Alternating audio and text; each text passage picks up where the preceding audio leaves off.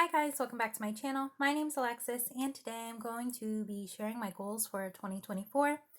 If you don't already know, I did do a goals for 2023 video, so feel free to check that out. However, in this one, I'm just going to be using those same questions, and of course my answers have changed because it's been a year and I've reevaluated myself, so we're gonna get started.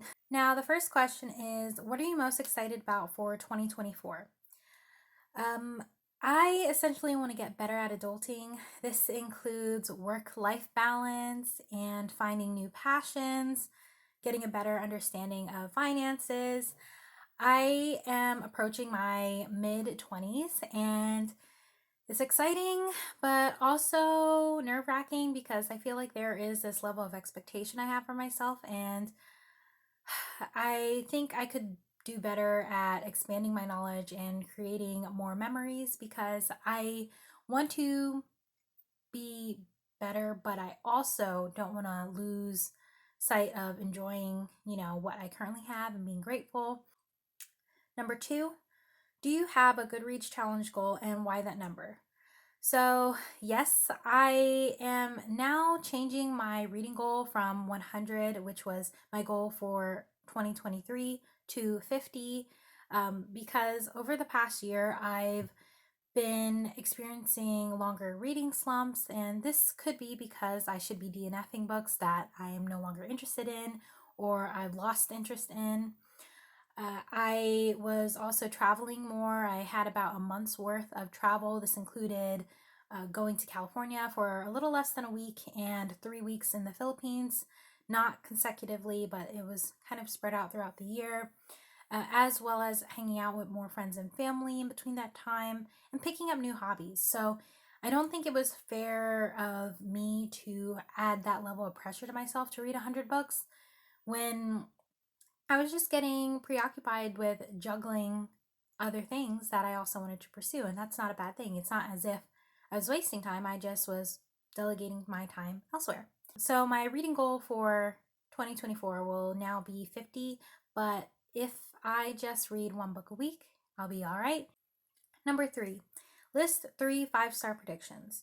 So, I will admit my 5-star predictions from last year were Score by Kennedy Ryan, which is still not out, by the way. So I can't really say on that. Then The Final Offer by Lauren Asher. I did read this. I was not satisfied with it, so it's not 5 stars to me. And then King of Pride by Anna Huang. I am about 80% into this, and this book caused a lot of reading slumps for me because I was on and off with it and I'm still not done. So it's definitely not 5 stars. I can't even say what it will be yet. But yeah, so that's how those predictions went for 2023. For 2024, however, I do have expectations for This Is Us by Kennedy Ryan. This is the second book in her newest series, which is traditionally published. And then Play Along by Liz Tomford, which is book 4 in her Windy City series. And the last one I selected for 5 stars was Savor It by Tara DeWitt. Honestly, I don't really know much about the plot for this one. I just was able to get an arc of it on NetGalley because I'm trying to read arcs, guys. This is the first time for me. And I really enjoyed Funny Feelings. The co-op was okay to me, so I'll see how savor it is. Maybe I will savor it. I don't know. Number 4, what genre, subgenre, or tropes do you want to read more of? So last year I definitely said fantasy and historical subgenres. However, this year I want to add to that and say fan fictions. Manacled's been on my TBR for 2 years now. I've been hearing about it for 2 years and it's only getting more popular. It's a Harry Potter fan fiction, specifically about Draco and Hermione.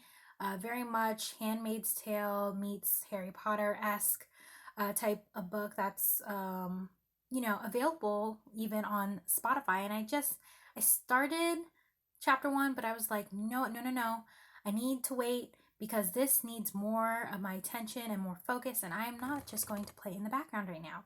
So yeah, I do hope to tap more into those subgenres and maybe even go outside of the romance subgenre altogether, and maybe pick nonfiction or something else. I couldn't tell you. Number 5. What trope do you think will be most popular in 2024? Last year I did say forbidden romances. I can't even tell you if that was true or not because I didn't really pay attention to what was being popularized or what was trending. I kind of gotten a lot more slumps and I was just busier, so I wasn't paying attention. But this year, I do hope friends to lovers is more common because just having people be in, a type of relationship where they've known each other for a long period of time and know each other so well. Maybe it was even one-sided for somebody at one point and they were friend zoned, but then over time they start to see each other in a different way and it just blossoms into something more. So I'm hoping for more of that in 2024. Um, Number 6, name 3 bookish goals for the year. So these kind of overlap with the ones I had for 2023. So I still want to read more diversely. I want to restart my Heritage Month idea. You may have seen it, but because of my slumps and because of the high expectations I set for myself, that just didn't work out. I fell off, but I'm hoping to do that and maybe even try 2 books related to that per month, and just introduce more talking topics related to those. So we'll see. I also want to participate in some reading groups or readathons, depending on my interests. I'm not going to force myself, but if I do find things that I'm interested in at the time, it wouldn't hurt to participate and have some community interaction.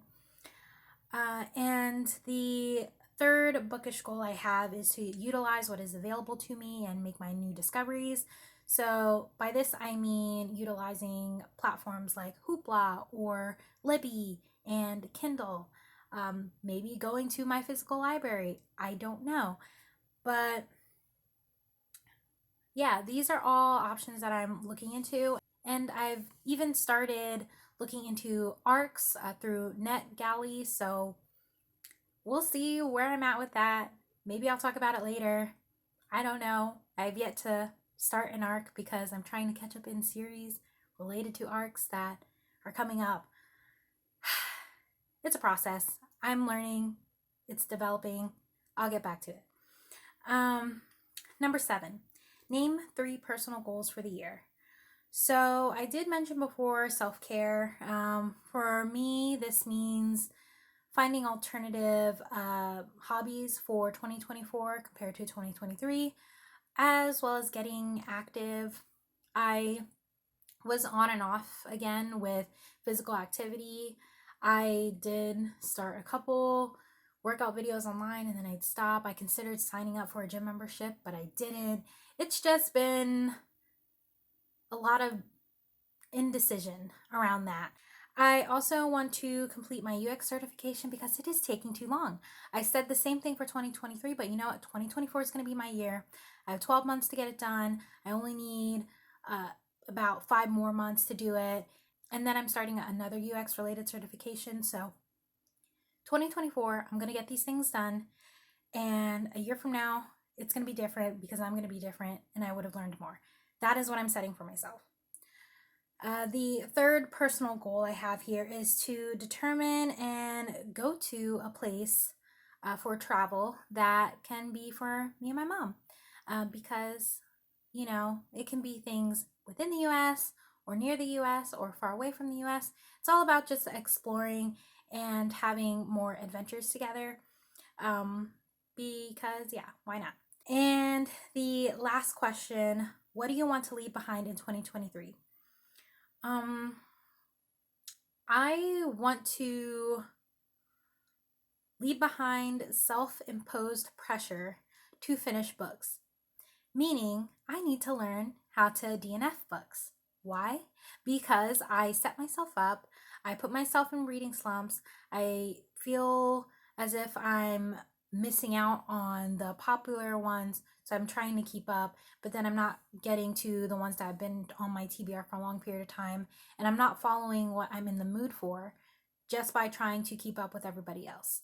And that's not how you should be reading. Of course, it's nice to have some community aspect to it, but read what you feel like reading. Don't feel obligated to read things. And that is where I'm at right now. I also want to leave behind buying books by authors I haven't even tried yet, especially just because of popularity. Because I got to that point where I was buying, not so often, but some books by some authors just because I'd heard good things about them and knowing they are available in my library. Even though it's at a bargain price in a thrift store that, someone else could enjoy, sure, but it's in a condition I really like. If I've never read that author yet, I should not be buying that book. Because if I buy it and then I don't enjoy it, then I may even have difficulty rehoming it. And that's just not the pressure I want to be putting on myself. I want to be able to buy books I know or I'm pretty confident I'm going to enjoy because I've read something by that author before. I even have a select few authors that I've collected already, and I have their physical TBRs set, but I've also collected a lot that I haven't touched in over a year. And that's just where I'm at right now. I do want to declutter because there are some stories that I don't feel like will stick with me for a long time, and that's fair. Not every book you read you're going to remember. So I just want to have more room for things and maybe repurpose the money that I make for them, put it into a trip, maybe save up on something I've been keeping my eye on for a long period of time. I don't know. But yeah, just redefining that, making space for things that I love, things that I enjoy, and yeah. And those sum up my goals for 2024. Let me know in the comments down below any thoughts you may have or goals you have for this year. And until next time, my name's Alexis. Take care and happy reading.